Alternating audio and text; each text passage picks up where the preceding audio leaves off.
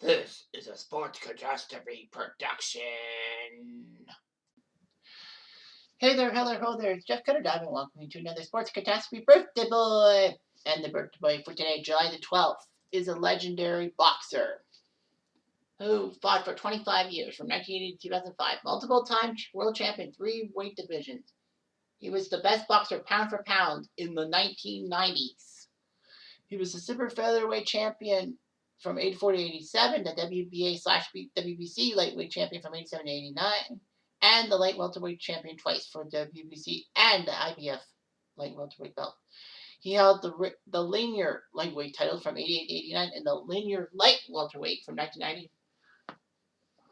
to 1996. He was named Fighter of the Year in 87 and 90. He holds many records, including total successful defenses of world titles, 27. Title bout victories, 31. And most title fights with 37. He actually has the second most title defenses won via knockout, 21, only behind the great Jul12, who had 23. He had a 90-match undefeated streak, / an 87-match winning streak at one time.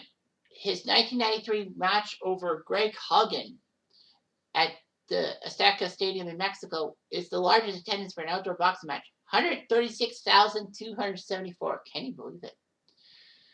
He is in the Boxing Hall of Fame, and he's the father of a former WBC middleweight champion. His name is Julio Cesar CHavez. He was born in 1962 and made his professional debut at the age of 17.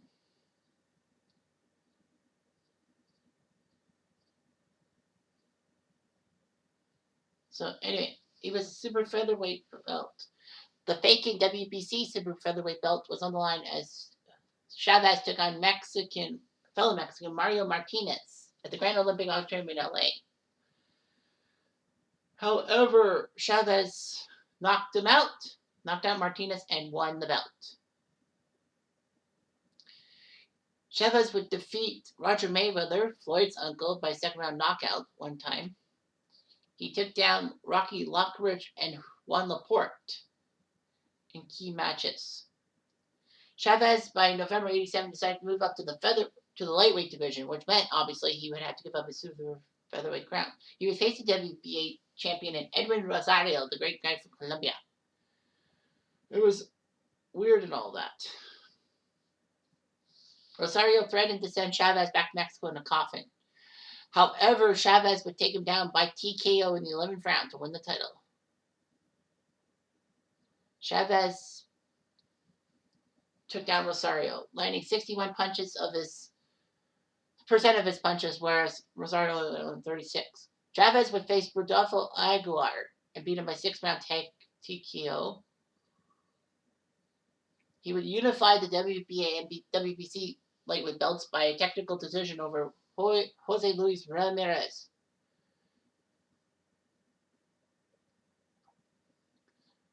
CHavez would then go up to super lightweight and vacate his WBC lightweight belts. He would win the WBC welterweight by facing Roger Mayweather for a second time and beating him. Mayweather could not believe his luck, but yeah, he did it. In March of 1990, it was one of the key matchups. It was Julio Cesar CHavez versus Meldrick Taylor, the IBF light welterweight champion, in a unification belt.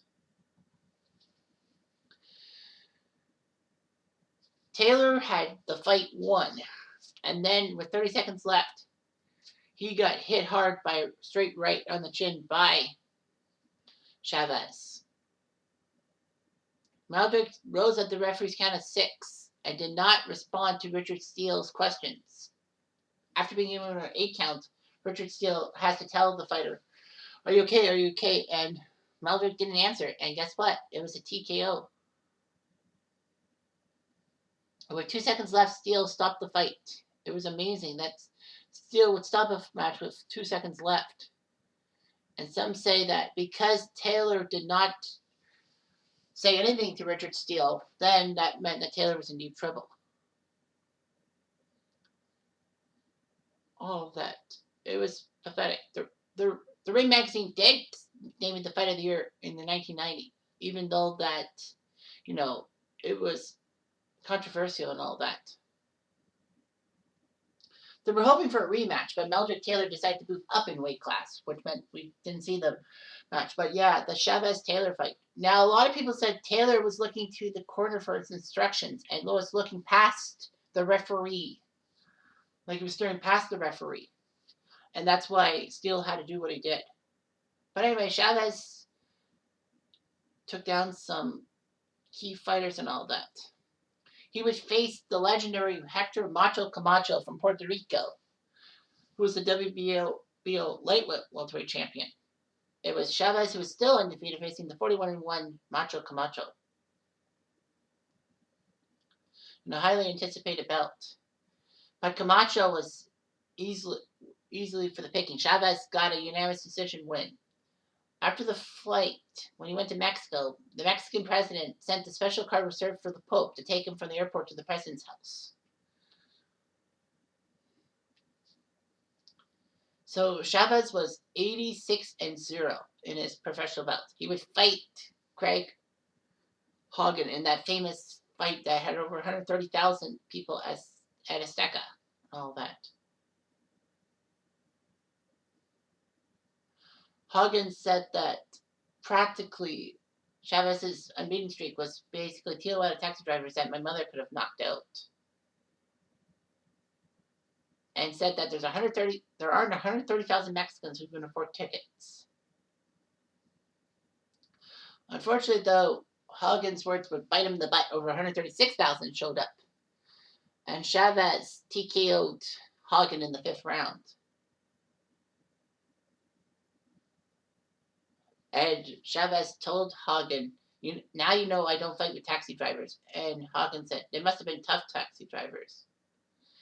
So after that, Chavez would win over Terrence Ali, ALLI.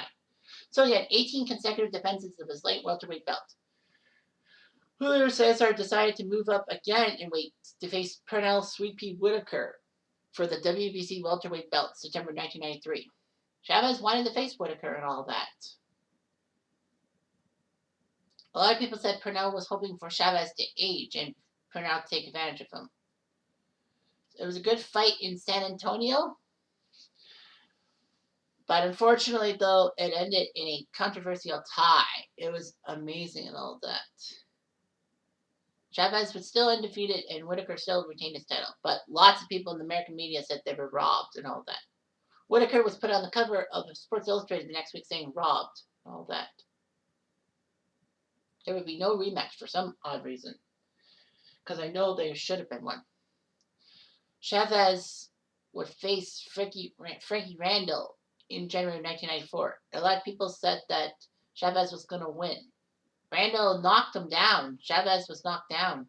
And the worst part was Randall not only won split decision, he got the title and ruined Chavez's 88 match undefeated streak.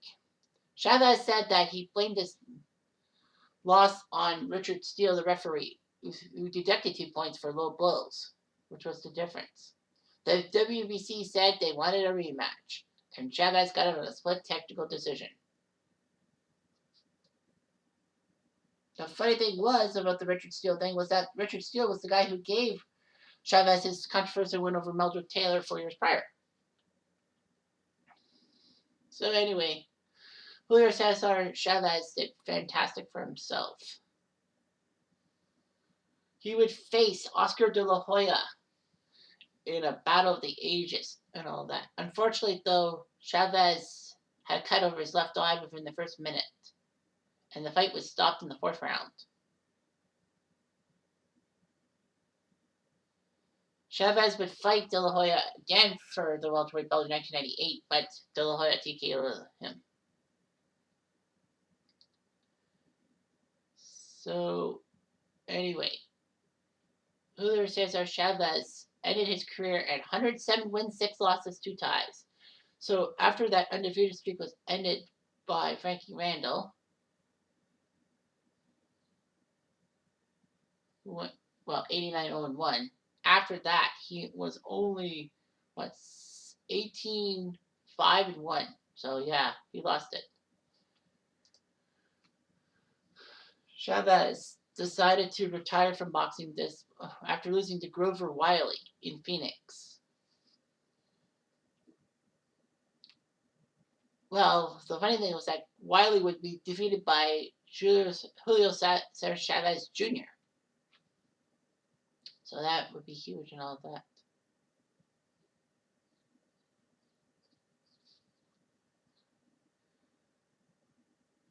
Anyway, Chavez would actually struggle with drug addiction and alcohol abuse in the later part of his career. He said he had a cocaine habit. He got into rehab and finally recovered from his thing. So he's the father of Julio Cesar Chavez Jr., who I believe was, well, he still is a decent fighter, but in his career, he is 53-6-1. Well, thank you.